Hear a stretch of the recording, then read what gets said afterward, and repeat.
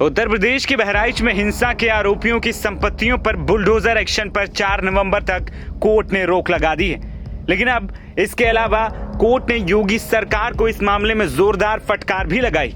इस मामले में इलाहाबाद हाईकोर्ट की लखनऊ बेंच ने बुधवार को दोनों पक्षों को सुना, जिसके बाद कोर्ट ने 4 नवंबर को अगली सुनवाई करने की तारीख मुकर्रर की।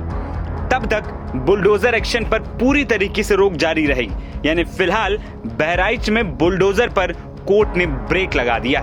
इसके अलावा इलाहाबाद हाईकोर्ट की लखनऊ पीठ ने बुधवार को बहराइच जिले में बुलडोजर एक्शन मामले में उत्तर प्रदेश सरकार को फटकार लगाई।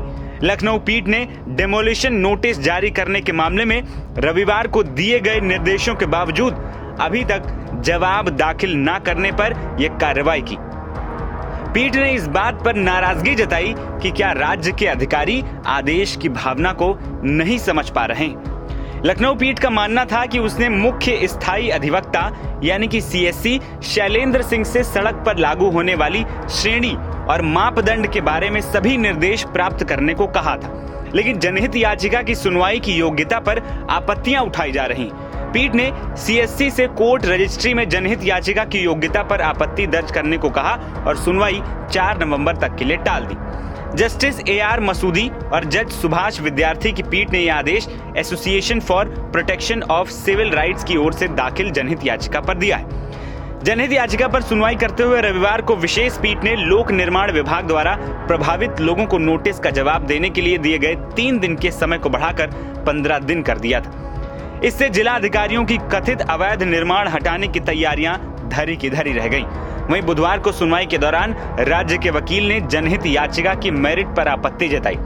इस पर पीठ ने कड़ी प्रतिक्रिया व्यक्त करते हुए कहा कि क्या राज्य के अधिकारियों ने रविवार को पारित पिछले आदेश की भावना को नहीं समझा है।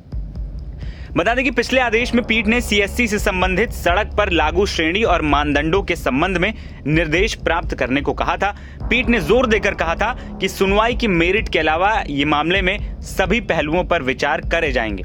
जनहित याचिका में तर्क दिया गया था कि राज्य ने अवैध रूप से ध्वस्तीकरण नोटिस जारी किए हैं। जनहित याचिका में कहा गया कि ध्वस्तीकरण अभियान की कार्रवाई सुप्रीम कोर्ट के हाल के निर्देशों का उल्लंघन है, जिसमें कुछ मामलों को छोड़कर बुलडोजर कार्रवाई पर रोक लगाई गई है। साथ ही कोर्ट ने इस बारे में यह भी बताने को कहा था कि कुंडसर, महसी, नानपारा, महाराजगंज मार्ग के किलोमीटर 38 पर कितने मकान बने हैं और इस सड़क के संबंध में क्या नियम लागू होते हैं। कोर्ट ने कहा कि तथ्यों को लेकर पूछे गए इन सवालों का कोई जवाब नहीं दिया गया, सिर्फ सुनवाई की मेरिट पर आपत्ति दाखिल की जा रही है।